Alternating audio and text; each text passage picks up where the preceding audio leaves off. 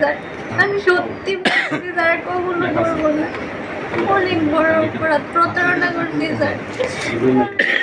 এবারের মতো মাফ করে দেন না স্যার। এর আগেও কি আপনি ঢাকা মেডিকেলে এসেছেন কখনো? এরকম আসি নাই, মানে আশা হয়েছে যদি কারো কিছু হয় মানে বের করে দিতাম, আমাকে কিছু টাকা দিত, জাস্ট এতটুকু। আপনার নাম কি?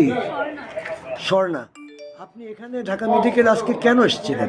মানে আমার একটা আত্মীয় আর কি, যিনি ইসলামিক ব্যাংকে কাজ করে, উনি আমাকে বলছিল যে তোমার ফর্ম যেটা ভর্তি যে হয় ওই ফর্মটা আর কি ওনাকে ফিল আপ মানে পাও করে দেওয়ার জন্য। আচ্ছা, আপনি আপনার আত্মীয়কে হেল্প করার জন্য আসছিলেন, ঠিক আছে। আপনি এই যে এই অ্যাপ্রনটা কেন পরেছেন? এটা আমি মনে হচ্ছে ওনার অপারেশনটা যদি একটু আগে করানো যায় এটার জন্য। তো অ্যাপ্রনটা আপনি কোত্থেকে কিনেছিলেন বা কিভাবে সংগ্রহ করেছেন? কিনি নাই স্যার, এটা মানে টেলার্স থেকে বানাইছিলাম। টেলার্স থেকে বানাইছেন? তা আপনি কি জানেন যে ডাক্তারের অনুমতি ছাড়া বা আমাদের চিকিৎসক বা নার্স ছাড়া এই অ্যাপ্রনটা কেউ পরতে পারে না?